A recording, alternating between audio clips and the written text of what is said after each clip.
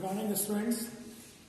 PSC part 1 के अंदर आज हम फिजिक्स के फर्स्ट पेपर यांत्रिकी या मैकेनिक्स को स्टार्ट करेंगे। देखिए, जो पिछली मेरी लेक्चर सीरीज थी उसमें मैंने दोलन एवं तरंगे पेपर की एक यूनिट को पूरी कराया था। जैसा मैंने आपको पेपर पैटर्न बहुत पहले बता दिया है कि हमारे पास कुल मिला के फिजिक्स में 3 पेपर होने हैं। पहला पेपर मैकेनिक्स का है, सेकंड वेव्स एंड ऑक्सीलेशन का, थर्ड इलेक्ट्रोमैग्नेटिज्म का है। सभी में एक 3-3 यूनिटें होती है। तो उसी सीक्वेंस में आज हम फर्स्ट पेपर को स्टार्ट कर रहे हैं। हमारा फर्स्ट पेपर यांत्रिकी या मैकेनिक्स का है। देखिए, मैकेनिक्स को अगर हम देखें तो आपने कक्षा 11 में जो मैकेनिक्स पढ़ी है उससे काफी अलग है।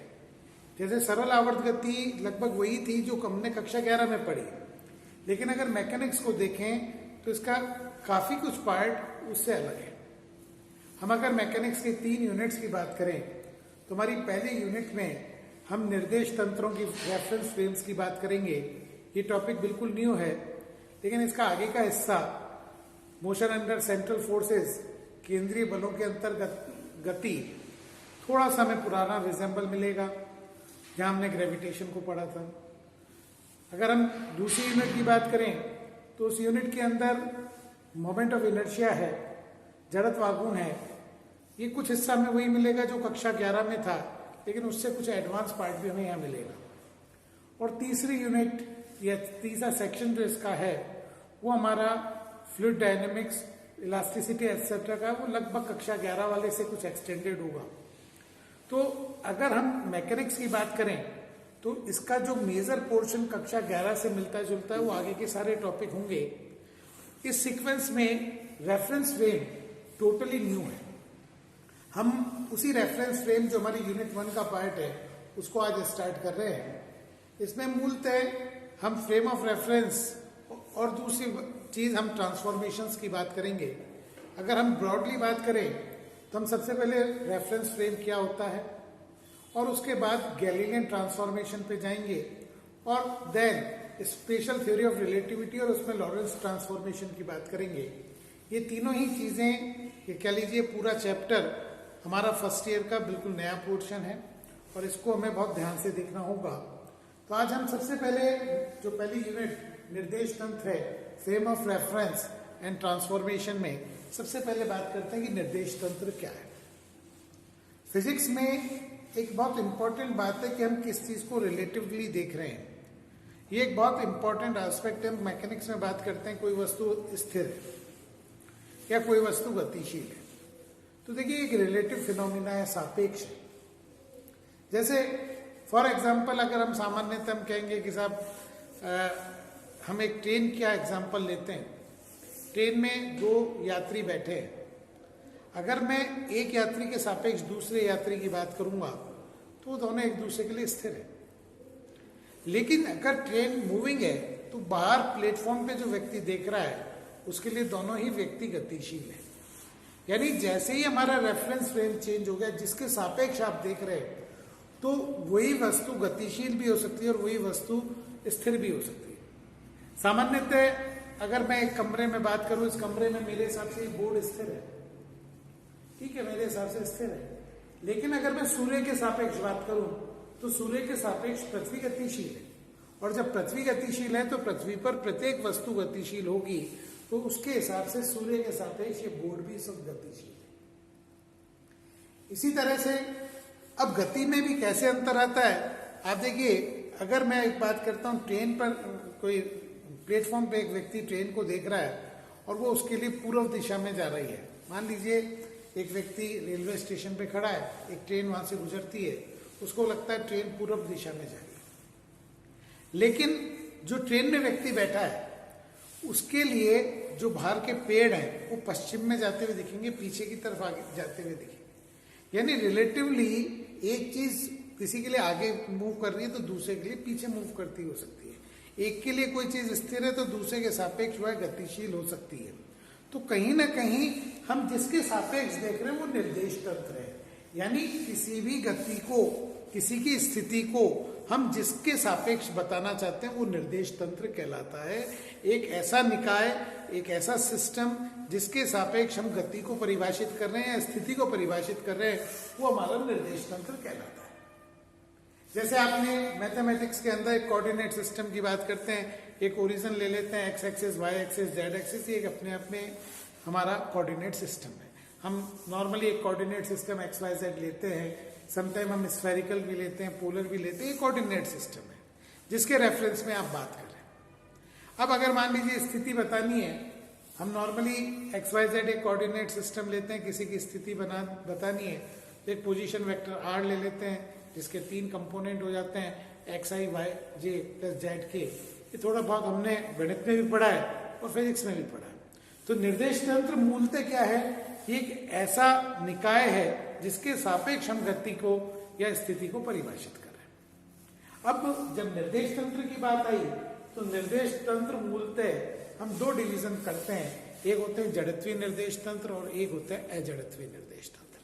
Means inertial reference frames and non inertial reference frame. जहां तक परिभाषा की बात है, बहुत साधारण सी परिभाषा है कि ऐसे रेफरेंस फ्रेम जिनके अंदर Newton's law of motion valid होते हैं वो इनर्शियल रेफरेंस फ्रेम कहलाते हैं।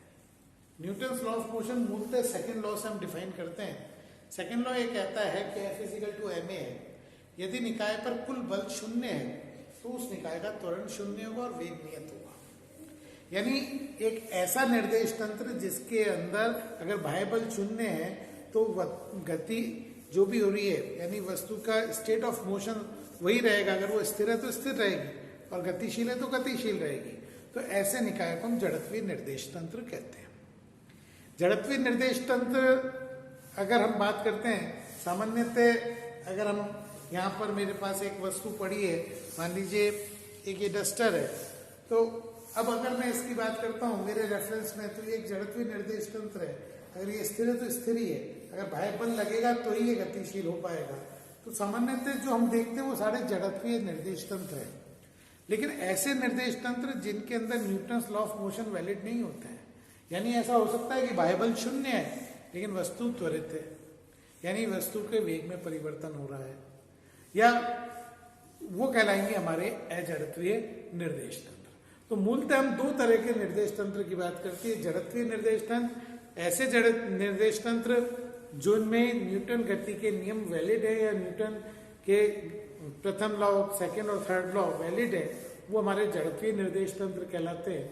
और जिनके अंदर ये लॉ वैलिड नहीं है, अर्थात बाह्य बल के एब्सेंशिया में भी त्वरण हो सकता है, वो ऐसे निर्देश तंत्र अजड़त्वीय निर्देश तंत्र कहलाते हैं। ये तो हमने थ्योरेटिकल बात करी। प्रैक्टिकली कैसे चेंज आता है जरा आप इसको देखें। हम अगर निर्देश तंत्र की बात करते हैं, जैसे आप मान लीजिए आप कभी एक कार में बैठे, कार के छत से मैंने एक बॉब को लटका दिया, कार स्थिर है, आप देखेंगे वो बॉब भी स्थिर ही रहेगा। कार नियत वेग से चलेगी, आप देखेंगे वो बॉब तब भी स्थिर है। लेकिन अगर कार त्वरित होगी तो आप देखेंगे बॉब पीछे की तरफ जाता है, यानी उस पर कहीं ना कहीं शूडो फोर्स वर्क कर रहा है। बस कार तो आगे जा रही है लेकिन बल की तरफ वर्क कर रहा है पीछे। इसे हम न्यूटन के एक्शन रिएक्शन से रिप्रेजेंट करते हैं। लेकिन अगर हम ऑब्जर्व करें तो हमें एक तरह से कार में बैठे हुए व्यक्ति के लिए वो पीछे की तरफ बल लगता हुआ प्रतीत हो रहा है, जबकि उसमें कोई बल नहीं लग रहा। तो जो त्वरित कार है वो अपने आप में एक अजड़त्वीय निर्देश तंत्र हो जाएगा।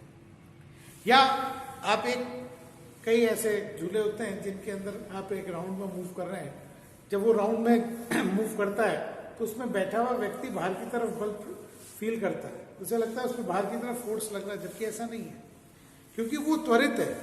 तो उसके ऊपर वहां पर बिना किसी बाह्य बल के बाह्य बल लगता हुआ प्रतीत होता है, इसलिए वो हैंडल बहुत कस के पकड़ लेता है। तो ये अजड़त्वीय निर्देश तंत्र है। मूलतः वो सारे निर्देश तंत्र जो त्वरित होते हैं वो देखिए पहली बात, अगर कोई एक निर्देश तंत्र जड़त्वीय तो उसके सापेक्ष जो दूसरा स्थिर जड़त्वीय निर्देश तंत्र है वो स्थिर होगा। देखिए मैं रिपीट कर रहा हूं, पहली बात, जड़त्वीय निर्देश तंत्र वो निर्देश तंत्र हैं जिनमें न्यूटन के गति के नियम वैध है। अजड़त्वीय निर्देश तंत्र वो हैं जिनमें न्यूटन की गति के नियम वैध नहीं है। अब बात आती है, अगर मेरे पास कोई एक जड़त्वीय निर्देश तंत्र है तो उसके सापेक्ष कोई स्थिर जड़त्वीय जो स्थिर फ्रेम होगा या स्थिर निर्देश तंत्र होगा वो जड़त्वीय ही होगा। अगर वो नियत वेग से चल रहा है तो भी वह जड़त्वीय निर्देश तंत्र होगा। लेकिन अगर कोई निर्देश तंत्र त्वरित है तो वो कभी भी जड़त्वीय नहीं होगा। यानी कोई भी ऐसा निर्देश तंत्र जिसमें त्वरण है वो निर्देश तंत्र जड़त्वीय नहीं हो सकता। और यहीं पे एक महत्वपूर्ण प्रश्न बनता है कि क्या पृथ्वी जड़त्वीय निर्देश तंत्र है? तो देखिए, पृथ्वी अपने अक्ष के सापेक्ष चक्कर लगाती है और जब कोई वस्तु अपने अक्ष के सापेक्ष घूर्णन करती है तो उस पर कहीं ना कहीं एक केंद्र की ओर सेंट्रीपिटल फोर्स होता है, अर्थात पृथ्वी पर कोई ना कोई त्वरण वर्क कर रहा है। और जब ये पृथ्वी अपने आप में एक त्वरित है तो पृथ्वी अपने आप में जड़त्वीय निर्देश तंत्र है। क्योंकि पृथ्वी अपने आप में त्वरित है तो देखिए, मूलतः तो पृथ्वी और पृथ्वी पर जितने भी निर्देश तंत्र वो अजड़त्वीय हो गए, पूरी फिजिक्स फेल हो जाती है। इसलिए एक्सेप्शनली हमने माना कि भाई पृथ्वी का त्वरण अति न्यून है, इसलिए एक्सेप्शनली पृथ्वी को हमने जड़त्वीय निर्देश तंत्र माना है।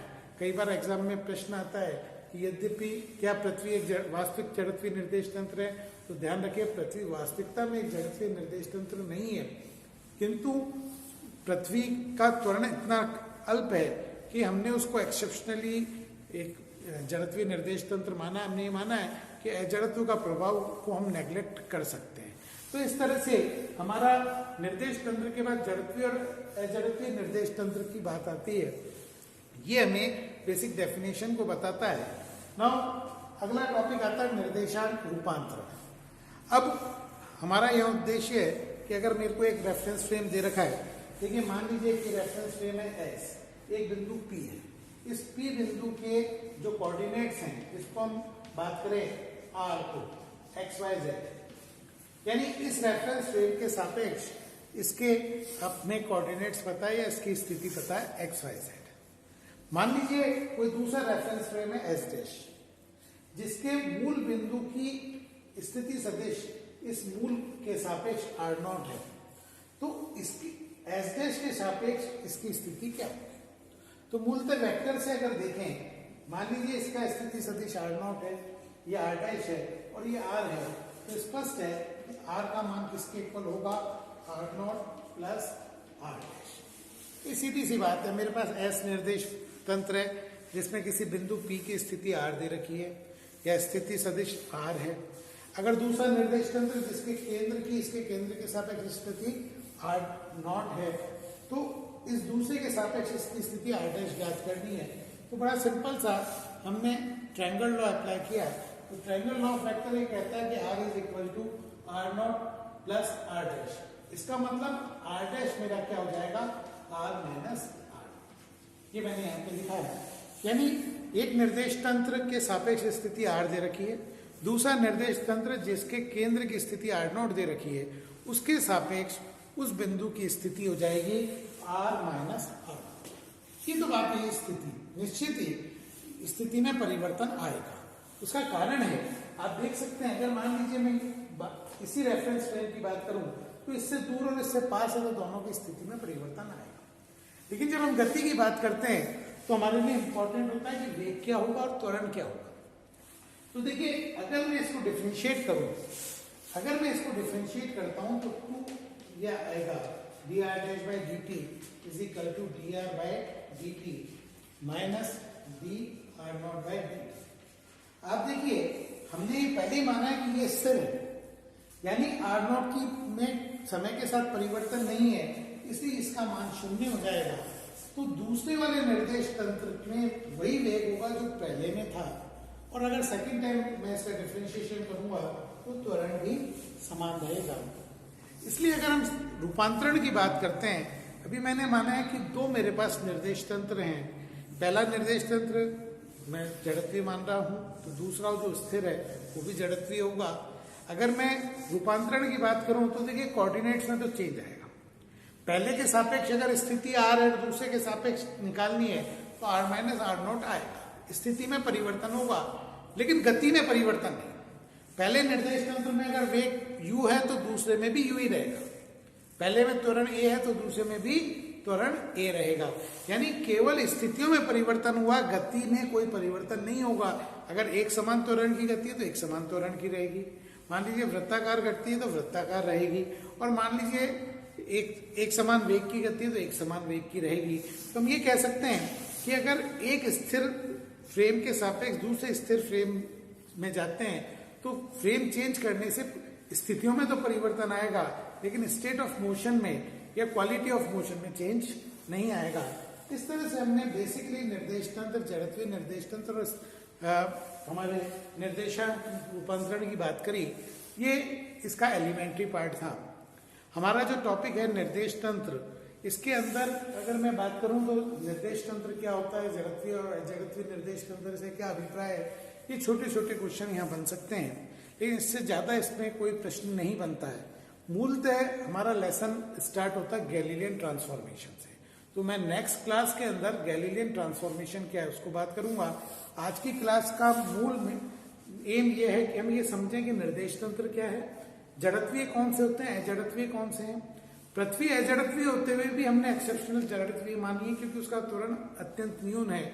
और ट्रांसफॉर्मेशन एक बात कहता है कि अगर एक जड़त्वीय निर्देश तंत्र के सापेक्ष दूसरा जड़त्वीय है, स्थिर है, तो दोनों में स्टेट ऑफ मोशन सेम रहेगी, चाहे स्थिति में परिवर्तन हो। अब इससे आगे जो इस लेसन का मेन हिस्सा है, जहां से हम स्टार्ट करेंगे गैलीलियन ट्रांसफॉर्मेशन, वो हम नेक्स्ट क्लास में करेंगे। Thank you.